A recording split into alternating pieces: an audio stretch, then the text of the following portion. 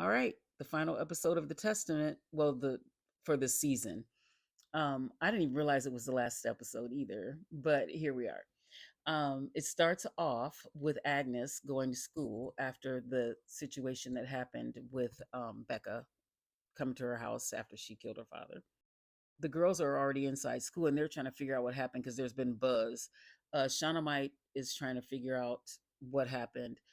Daisy and Hulda already know, and she's trying to get it out of them, and they're not saying anything. So Agnes walks in and they all swarm her and they're trying to figure out what happened. But then they I think like one of the not Martha's, but one of the aunts, tell them it's time for class. And then they show poor Becca and she's just this girl. She's just singing like a church hymn or something over and over again.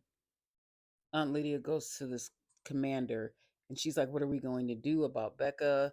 And he was like, "Well, she killed her father." And Aunt Lydia was like, "Well, her father, he was about to be executed anyway." And he was like, "It doesn't matter." And then he says to her, she's like, "What are we going to do?" He's like, "There's no more we. There's no we anymore." And Aunt Lydia is looking like, "Okay." So Aunt Vidala is talking to the class, and she tells the girls that Becca will not be back, and her father has passed away.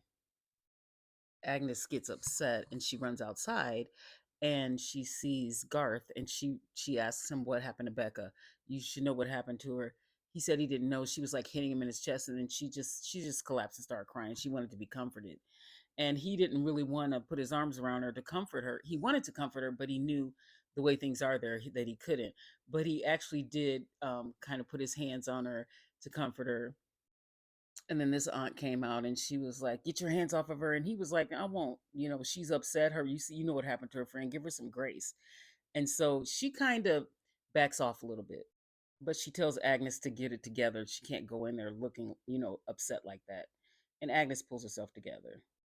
She goes inside and the girls all pull her in the bathroom, and she tells them about Becca showing up at her house covered in blood, and they're like, "We have to do something about it." And Agnes is like, "Yeah, we do." And she runs out. She finds Aunt Vidala and she asks her, "What are you going to do about Becca?" And Aunt Vidala is like, "Just come with me." Meanwhile, Daisy's saying she needs to do something, and she said, she has to go do something. And Shaunamite said she'll cover for her and tell her tell the aunts if they're looking for her that she had cramps. So that's their plan. So back to Agnes and Aunt Vidala, and she's telling her you need to do something, and Aunt Vidala's pretty much saying, it's in God's hands.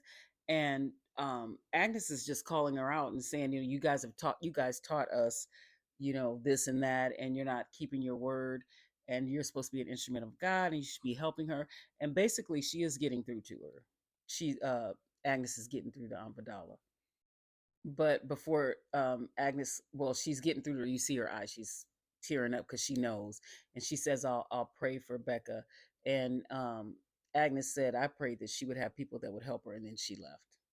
So Daisy's outside with Garth, and these meetings are just way too dangerous. And I feel like Daisy's she's gonna get Garth killed because he said to her, "You just can't talk to me whenever you want to."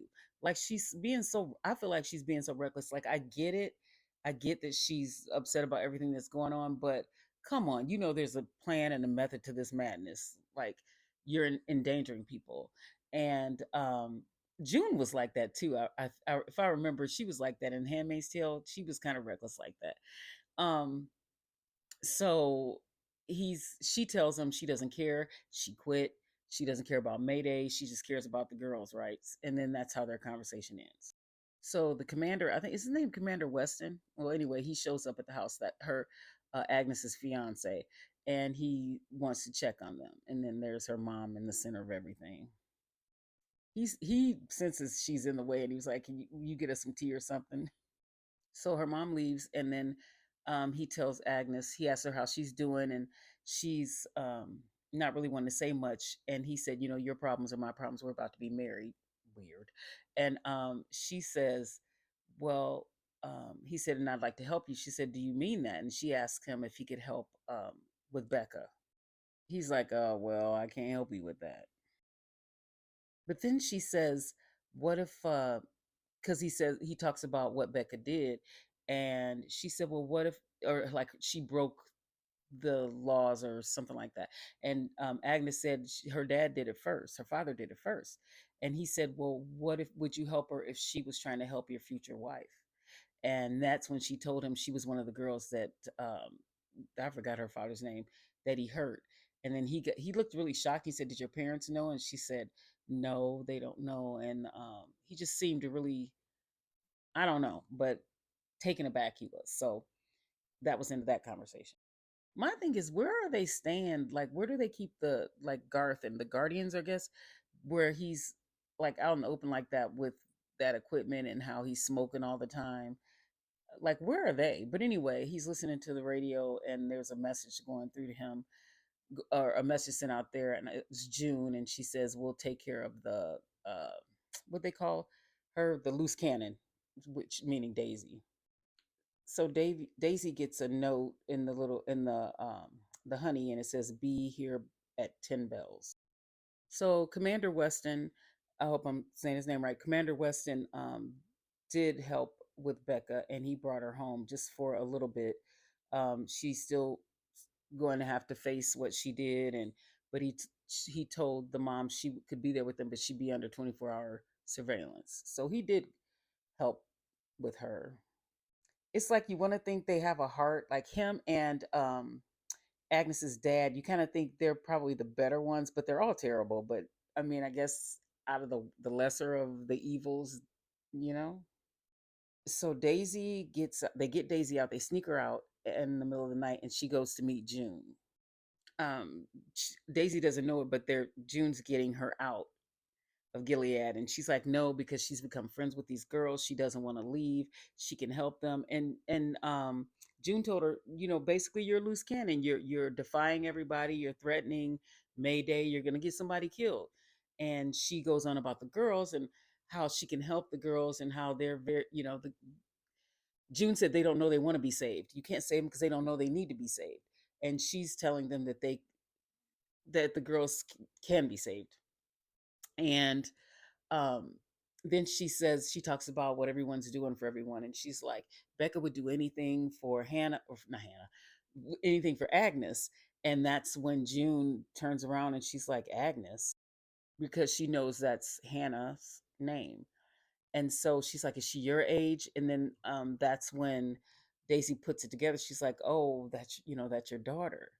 And so she asks her how she is, and Daisy says all these nice things about Agnes. And but June still is like, no, you're coming with me, you're not staying. But Daisy convinces her to stay. After they get into it a little bit, she convinces her to stay. She didn't June didn't want her to, but I think she probably in the back of her mind was also happy that there was someone who could be there for Agnes or Hannah. So she lets her go. Amvidala goes to see Aunt Lydia, and Aunt Lydia's like, did you come here to gloat because of all the things that's happening and the school isn't doing well because of the scandal?" And Aunt Vidala tells her, "I don't you I'm not your enemy. You never liked me." And she mentioned in the stadium when Aunt Lydia was going to supposed to kill her, but she didn't. But she's like, "Why did you never liked me even before all this?" And Aunt Lydia said she felt like things came easy for her. She told Aunt Lydia, "You don't know what I've gone through. We can work together. I don't have to be your enemy." And she told Aunt Lydia, "We can work together." And Aunt Lydia wasn't really feeling it. I gotta say though, still don't trust Aunt Vidala though. I don't. But she was like, "We can work together."